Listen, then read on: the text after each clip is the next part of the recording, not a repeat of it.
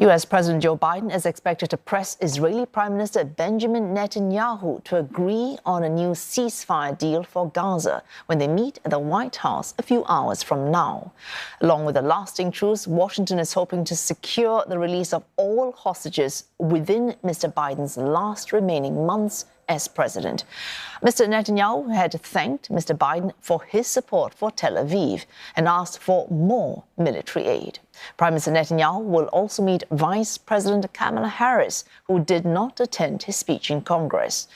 It was not just Ms. Harris who was missing from the Democratic side.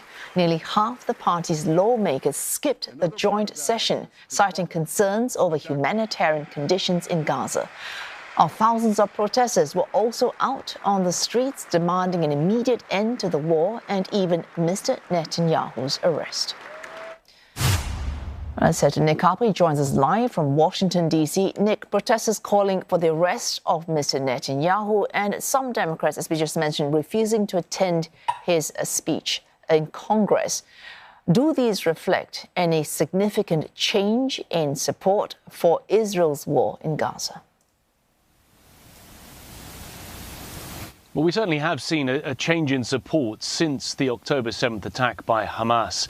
But I think the differing views have been there throughout, right from the start. We've obviously seen pro-Palestinian protests really through the entirety of this military campaign by Israel. Just remember, here in the US, those campus protests just a few months ago at colleges and universities. And we've also had Democratic lawmakers speaking out throughout about Israel's use of military weaponry against the Palestinian people and the impact that that has had on civilians in the Gaza Strip. But I think what happened on Wednesday was just very, very starkly shown here in Washington, D.C. as a result of Benjamin Netanyahu's visit. So we had thousands of people outside of the Capitol protesting against him, calling for his arrest, calling him a war criminal.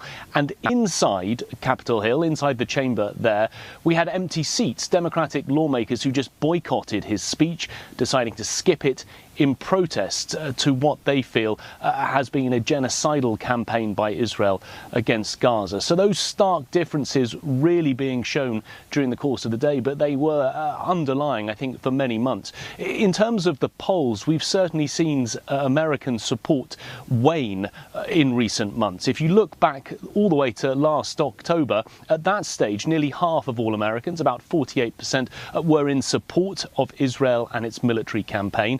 Fast forward to today, and a poll out in just the last 24 hours shows that only a third of Americans now support Israel's actions, just 33% in total. So those pro-Palestinian views, I think, very much coming to the fore as we are seeing waning support for Israel. But of course, in contrast, we saw a full-throated response from Republicans in the chamber yesterday, standing ovations for Benjamin Netanyahu, making it very clear that they still strongly support that military campaign.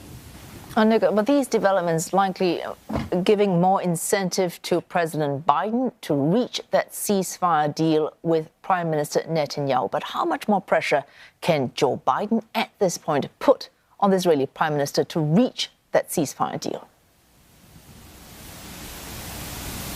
I think we're going to have a very strange imbalance today because we're likely to see a tougher tone from the president, but Benjamin Netanyahu might not be listening. We're told that Biden is going to push Netanyahu, in particular, to get the ceasefire deal, to get the hostages back, but also, importantly, on the use of large-scale weaponry and bombs on the Palestinian people. In many ways, he's unshackled, unburdened by a re-election campaign. That's no longer happening.